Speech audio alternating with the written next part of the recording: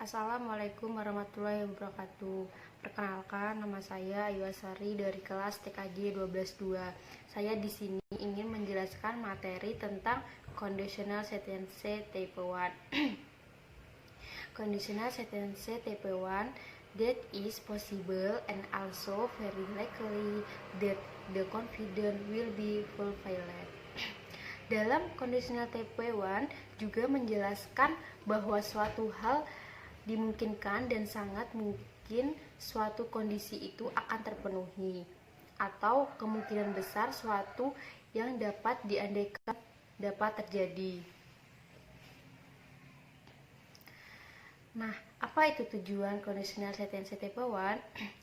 Tujuannya ialah dapat digunakan untuk membuat suatu kalimat bersyarat yang masih memungkinkan sekali untuk dicapai syaratnya karena baru akan terjadi pada masa yang akan datang. Nah, bagaimana cara membuatnya? Nah, cara membuatnya mari kita lihat rumusnya. Rumus dari conditional sentence type 1 adalah yang pertama, if plus subject plus verb simple present tense plus subject plus will atau shall plus verb simple future tense.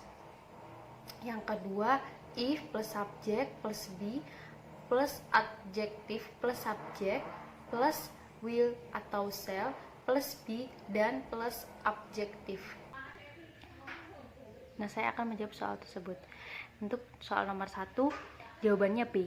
Kenapa? Karena kata kerja yang digunakan adalah verb 1, bisa additional infinitive maupun bare infinitive. Sedangkan subjek Risa menggunakan additional infinitive atau akhirnya S pada kata kerjanya.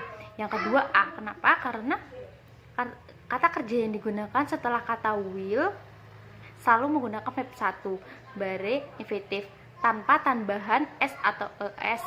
Ini berlaku apapun subjeknya. Yang ketiga C. Kenapa?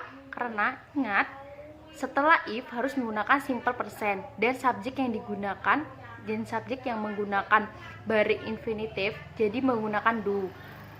Karena negatif maka menjadi don't atau do plus not. Yang keempat C. Kenapa? Karena subjek the game menggunakan is dan sekali lagi setelah will selalu menggunakan verb 1 bare infinitive tanpa tambahan S atau ES. Yang kelima C. Kenapa? Karena subjek C menggunakan does atau does plus not, bukan do atau not. Jangan menggunakan kata kerja dengan tambahan S atau OS atau verb 1 additional infinitive. Jika kalimatnya negatif seperti pada soal di atas, maka tetap menggunakan come walaupun subjeknya si yang pada umumnya menggunakan comes. Sekian dari saya. Wassalamualaikum warahmatullahi wabarakatuh.